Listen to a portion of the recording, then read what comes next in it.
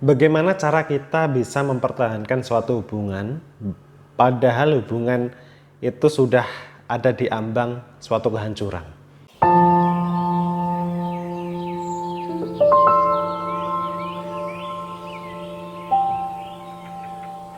Assalamualaikum warahmatullahi wabarakatuh.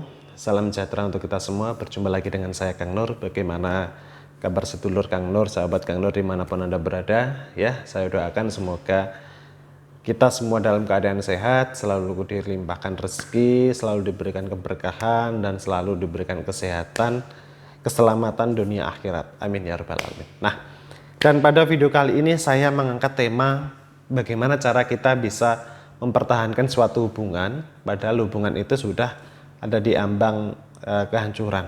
Ya, dan memang kalau kita sedang membahas soal asmara ya, asmara memang banyak sekali problem, mulai dari problem internal maupun eksternal. Problem internal mungkin dari kita sendiri dan pasangan kita sulit komunikasi, kita jarang komunikasi, terjadi miskomunikasi, bahkan tidak ada yang namanya pengertian, itu juga sering terjadi ya.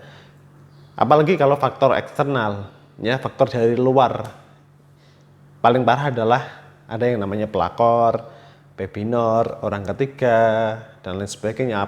Apalagi bahkan juga ada yang namanya dari ini orang tua. Nah, itu juga sering terjadi pada setiap hubungan seseorang. Nah, gimana sih caranya supaya kita bisa seenggaknya kita berusaha mempertahankan hubungan yang sudah diambang kehancuran ini?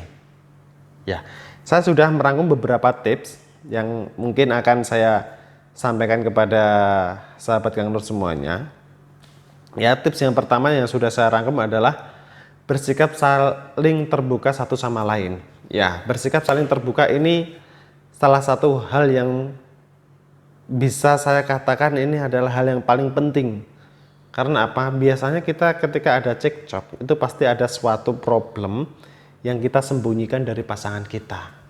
Ya, kita memiliki rahasia apa? Nah, biasanya rahasia inilah yang kadang memicu suatu pertengkaran. Mungkin kita punya rahasia, semisal kita menjalin hubungan sama orang lain, kemudian kita menyembunyikan hubungan itu, dan juga pasangan kita curiga akan rahasia ataupun hubungan itu tadi. Contohnya itu ya, contohnya kita menjalin hubungan sama orang lain. Itu. Nah, jadi sebisa mungkin bersikaplah untuk saling terbuka ya, saling terbuka satu sama lain, karena itu sangat penting bagi saya ya, menurut saya itu sangat penting. Jadi itu adalah suatu hal yang sangat intens untuk kita lakukan setiap hari dengan pasangan kita gitu. Nah, kemudian yang kedua adalah mengevaluasi hubungan.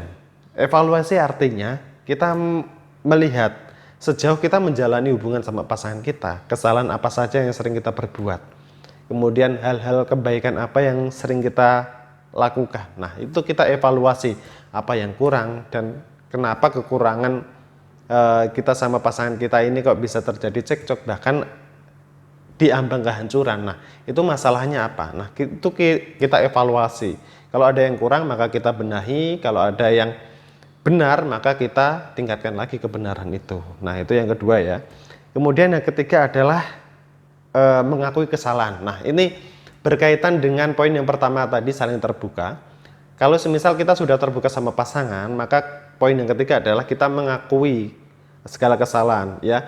Kita tidak bisa mengandalkan ego kita masing-masing. Boleh saja kita mengandalkan ego asalkan kita punya kunci yang kuat kalau kita itu benar ya. Tapi seenggaknya gini, merendah hati itu bukan berarti kita harus kalah ya, bukan berarti kita kalah. Kita merendah itu karena supaya suasana tidak semakin rumit. Ya, minta maaf lah sama pasangan.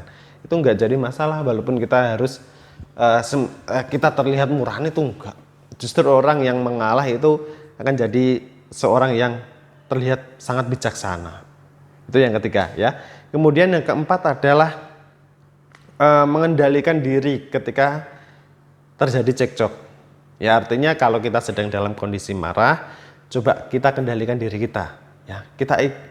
Apakah kita harus ikut marah atau tidak gitu ya.